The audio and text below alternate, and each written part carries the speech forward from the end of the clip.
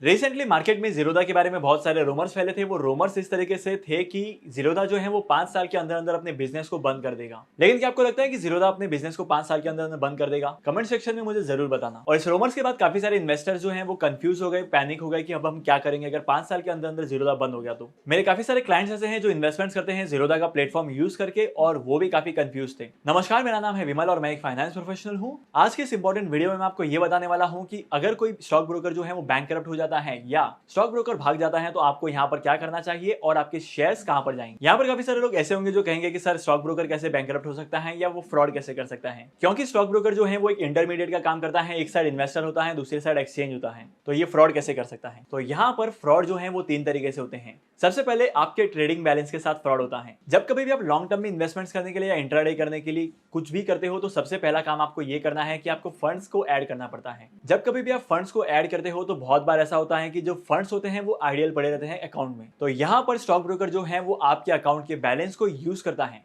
और अपने बिहाफ पर ट्रेडिंग करता है, इन्वेस्टमेंट्स करता है, उसके ऊपर प्रॉफिट कमाता है। यहाँ पर फ्रॉड करने का दूसरा तरीका वो लोग यूज करते हैं आपकी पावर ऑफ अटर्नी को। आपकी पावर ऑफ अटर्नी का गलत इस्तेमाल करते हैं आपके शेयर्स को सेल करने के लिए। जब कभी भी डीमैट अकाउंट हम लोग ओपन करते हैं तो बहुत सारे स्टॉक ब्रोकर्स ऐसे होते हैं जो हम लोगों से पहले ही पावर ऑफ अटर्नी साइन करवाते हैं। लेकिन पावर ऑफ अटर्नी साइन करके देना कंपलसरी नहीं होता है, वो मैंडेटरी नहीं होता है। यहाँ पर ये चीज ऑप्शनल होती है, आपके ऊपर डिपेंड करती है कि आपको साइन करके देना है या नहीं देना है। बेसिकली पावर ऑफ अटर्नी का मतलब होता है कि आपका जो स्टॉक ब्रोकर है वो आपके शेयर्स को सेल कर सकता है और इसके साथ साथ डीमैट अकाउंट में फ्लक्चुएशंस कर सकता है और डीमैट अकाउंट को मैनिपुलेट कर सकता है। तो यहाँ पर अगर आप डीमैट अकाउंट ओपन करते हैं और वो स्टॉक ब्रोकर आपसे पावर ऑफ अटर्नी की डिमांड करता है तो आपको सावधान रहना चाहिए। रिसेंटली सीडीएसएल ने अपने नए सिस्टम को लॉन्च किया है। यहाँ पर अगर किसी भी इन्वेस्टर्स को अपने शेयर्स को सेल करना है तो यहाँ पर टी पिन डालना काफी जरूरी होता है। तो यहाँ पर इस चीज की सिक्योरिटी हो गई कि अगर आपको सेल करना है तो आपको वो टी पिन डालना पड़ेगा। तो अब यहाँ पर आपका स्टॉक ब्रोकर और आपका एजेंट जो है वो आपके शेयर्स में, आपके डीमैट अकाउंट के शेयर्स को सेल नहीं कर पाएगा। तीसरा और सबसे मेजर तरीका होता है कि यहाँ पर स्टॉक ब्रोकर जो है वो आपको ट्रेड कॉल्स देते हैं। मार्केट में बहुत सारे स्टॉक ब्रोकर्स ऐसे हैं जो आपको मिसलीडिंग ट्रेड कॉल्स देंगे और इस ट्रेड कॉल्स का फायदा सिर्फ और सिर्फ स्टॉक ब्रोकर्स को होता है, क्योंकि जितनी बार आप ट्रेड करेंगे, जितनी बार भी आप इन्वेस्टमेंट्स करेंगे तो यहाँ पर ब्रोकरेज जनरेट होगा और ब्रोकरेज जो है वो इनकम होती है स्टॉक ब्रोकर की। तो इन मेजर 3 तरीकों से स्टॉक ब्रोकर जो है वो फ्रॉड्स करते हैं और बैंकरप्ट हो सकते हैं। पिछले काफी सारे सालों में सेबी ने इन चीजों के ऊपर रूल्स एंड रेगुलेशंस इंप्लीमेंट किए हैं जिसकी वजह से ये फ्रॉड्स काफी कम हो रहे हैं। लेकिन जब कभी भी आप इन्वेस्टमेंट्स करना चाहते हैं शेयर मार्केट में तो किसी भी रेप्यूटेड स्टॉक ब्रोकर के साथ अपना डीमैट अकाउंट ओपन करवाना चाहिए। मैं पर्सनली यूज करता हूं अपस्टॉक्स को, एंजल वन को और इसके साथ साथ ग्रो के प्लेटफॉर्म को यूज करता हूं। अगर आप इसमें से किसी भी एक स्टॉक ब्रोकर के साथ डीमैट अकाउंट ओपन करवाना चाहते हैं तो इनकी लिंक जो है मैं डिस्क्रिप्शन में दे दूंगा, आप वहां पर जाकर डीमैट अकाउंट ओपन कर सकते हैं फ्री ऑफ कॉस्ट। अब आते हैं आज के वीडियो के इंपॉर्टेंट टॉपिक पर कि अगर स्टॉक ब्रोकर जो है वो बैंकरप्ट हो जाता है या भाग जाता है तो यहाँ पर इन्वेस्टर्स के शेयर्स का क्या होगा।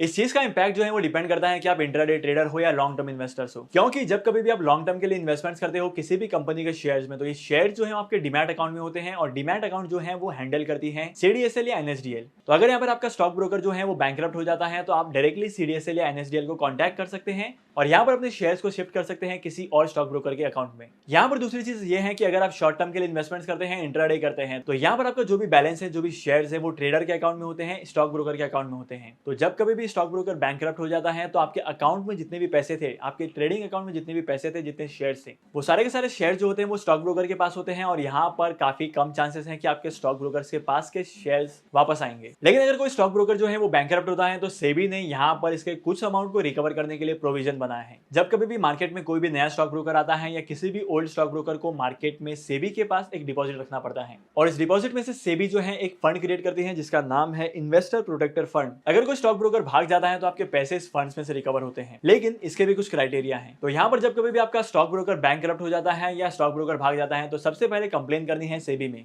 क्योंकि जितने जल्दी कंप्लेन करेंगे आपको उतना ज्यादा अमाउंट रिकवर होगा। सेबी के इस स्कीम के अंडर आप कवर कर सकते हो अपने 15 लाख तक के अमाउंट को। इसके अलावा अगर आप 3 साल के पहले पहले अपनी कंप्लेन को रजिस्टर करते हो तो ये डिपेंड करता है बोर्ड पर कि अप्रूवल मिलेगा या नहीं मिलेगा। और अगर आप अपनी कंप्लेन को 3 साल के बाद करते हो तो यहाँ पर आपको एक पैसा भी रिटर्न नहीं मिलेगा। तो जब कभी भी आपका स्टॉक ब्रोकर भाग जाता है या बैंकरप्ट होता है तो आपको जल्दी से जल्दी कॉन्टैक्ट करना है सेबी को।